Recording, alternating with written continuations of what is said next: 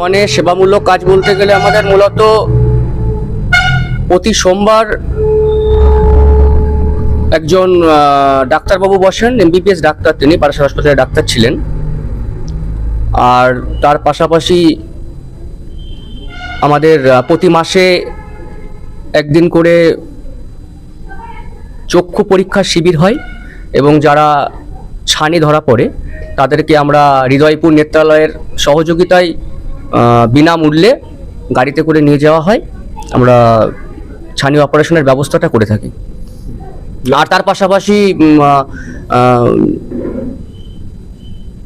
ছবি আঁকা ছবি আঁকা যে ব্যবস্থাটা বিনামূল্যে এলাকার ছাত্রছাত্রীদের বাচ্চাদের ছবি আঁকার টা এখানে চলছে, আর ফ্রি কোচিংটাও চলছে, এতে পুজো চলছে।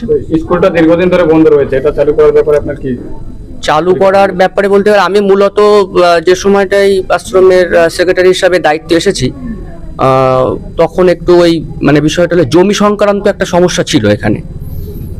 যারা সদস্য ছিলেন তারা ওই জমিটা নিয়ে পরবর্তীতে জমিটা তারা ফেরত চাইছেন, তারা চাইছেন না, তাদের যারা বংশ পরম্পরা আছে, ভাইপো আছে, ভাইয়েরা আছে, তারা বলছে যে জমি আমরা আশ্রমের জন্য অল্প একটু জমি দেবো, বাকি জমি আমরা নিয়ে নেবো। কিন্তু তারা সশরীরেই আমাদের 33 শতক এখানে 1 বিঘে জমি তারা দান করেছিলেন এবং আশ্রমের নামে রেকর্ড মিউটেশন করে রেকর্ডও করা হয়েছে।